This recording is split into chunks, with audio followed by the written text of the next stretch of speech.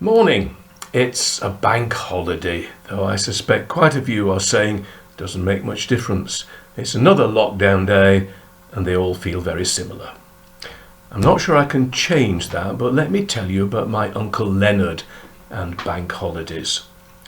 My Uncle Leonard was born at the end of the 19th century, died in the 1960s, so he experienced two world wars and he did have his share of life's challenges.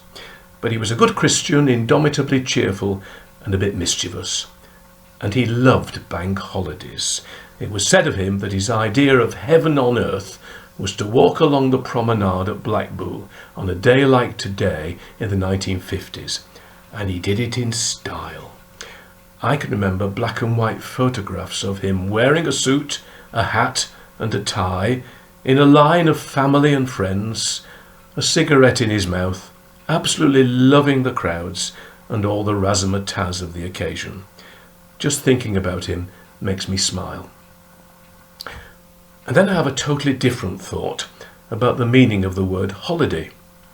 It was originally Holy Day, and it was a special religious day when people remembered God, went to church, prayed or fasted. It could be Sunday, it could be Good Friday, Ascension Day, etc. Whatever, it was God's day.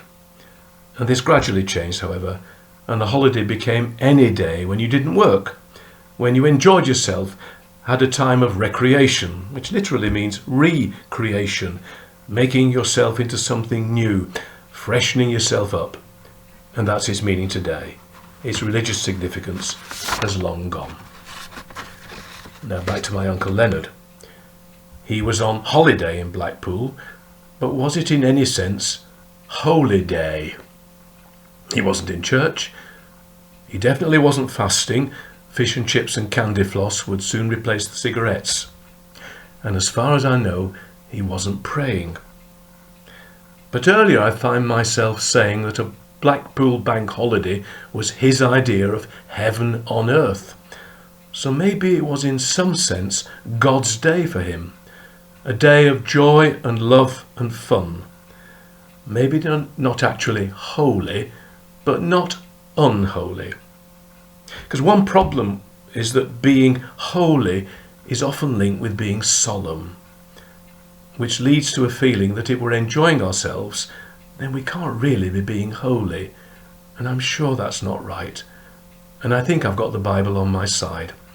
Helen's going to read a few verses from today's psalm. It's Psalm 68, verses 3 to 6. But may the righteous be glad and rejoice before God. May they be happy and joyful. Sing to God, sing praise to his name. Extol him who rides on the clouds. His name is the Lord, and rejoice before him. A father to the fatherless, a defender of widows, is God in his holy dwelling. God sets the lonely in families. He leads forth the prisoners with singing. That reading makes a lot of links between worship and joy. In just one verse, he does it 3 times. First, may the righteous be glad. Second, may they rejoice before God. And third, may they be happy and joyful. Good stuff, I think. I've also got the new Bishop of Chester on my side. Among the things he said as he introduced himself to his new diocese was, "I have a high theology of fun.